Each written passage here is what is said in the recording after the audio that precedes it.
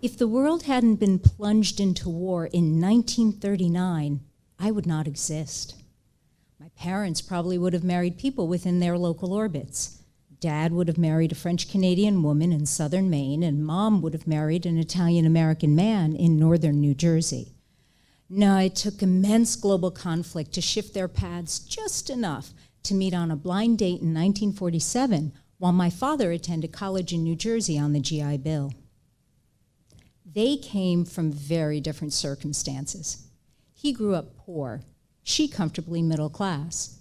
He was the eldest of 10, she the youngest of 3. His family was not known for being demonstrative, and she was the baby of a doting father. And yet these families shared 3 backbone-sturdy consistencies. They were practicing Catholics, they were populated with strong women, and they believed in striving for better in life. This striving, this quest for advancement, however you want to individually define it, this is what overlays the pride that I feel in my family heritage.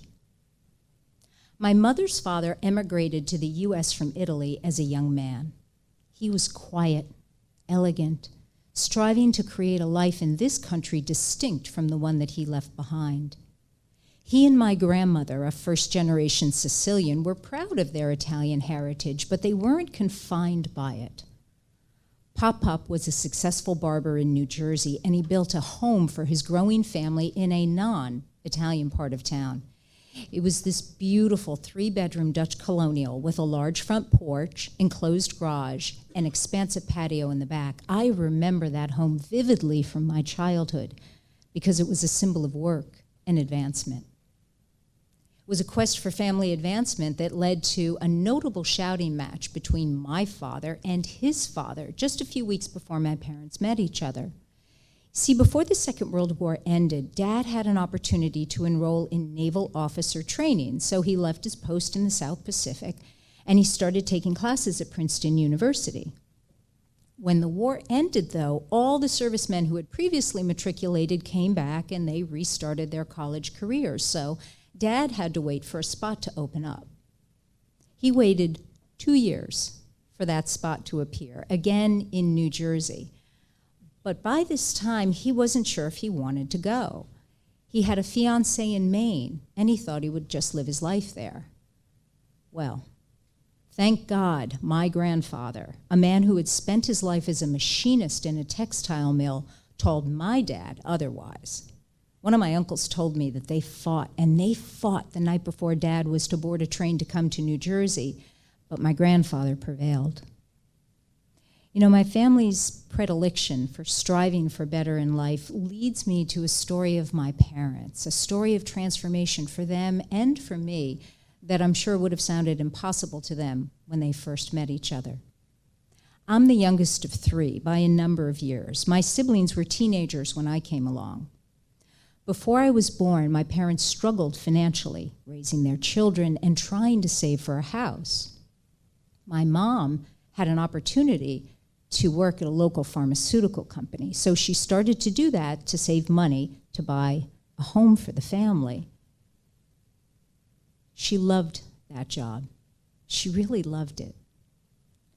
But she gave it up when she became pregnant with me.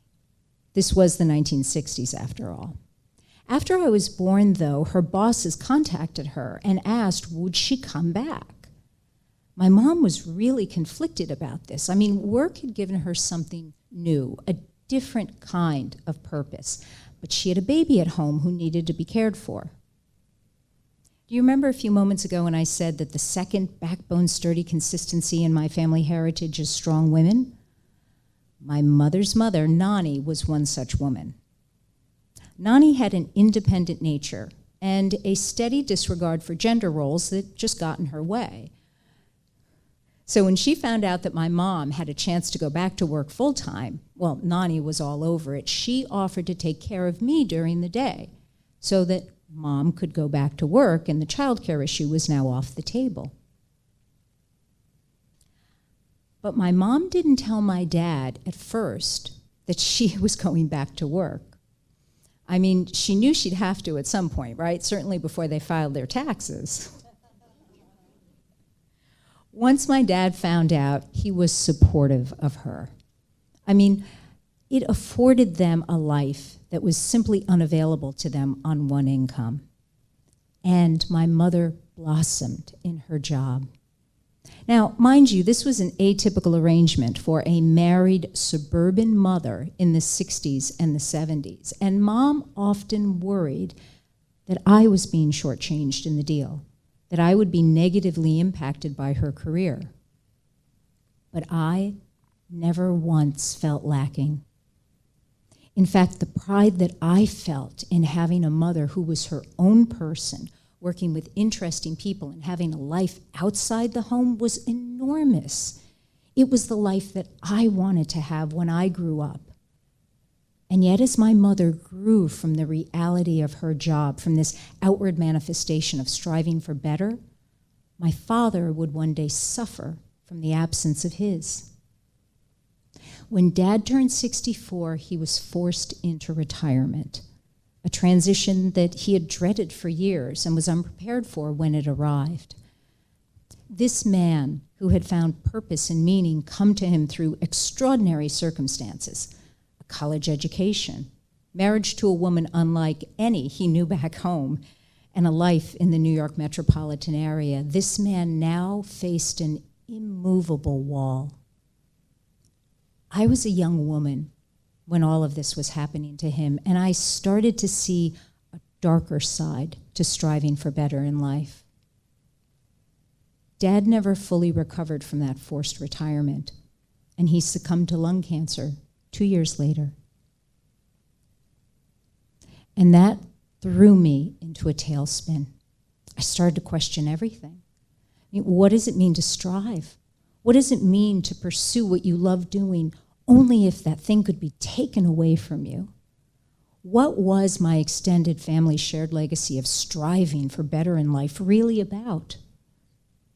For a long time, I didn't know, especially after my father's death. I knew what the people in my family had been doing for generations, striving for themselves or their children, but I felt like I was only going through the motions.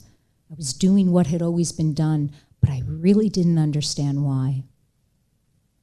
It was only when I started to look at these past generations, not through their family roles or as quasi-mythic figures, but as people, did I begin to understand what striving for better in life meant.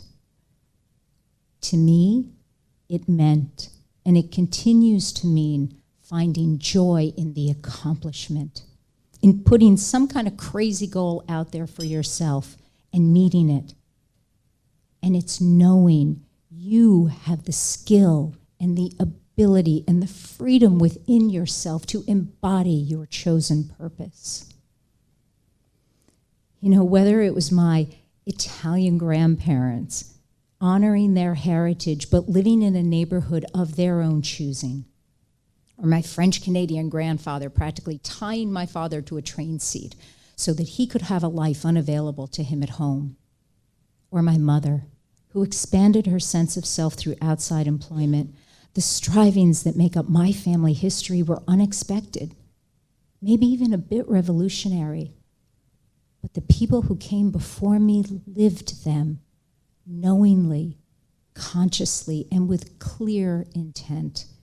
It is because of them that I developed my work ethic and my desire to be engaged in the world. It's because of them that I am standing here before you tonight. They lived their lives wanting to squeeze more out of their time on earth, and in doing so, they created a gorgeous history and a heritage that I am blessed to call mine. Thank you. Thank you.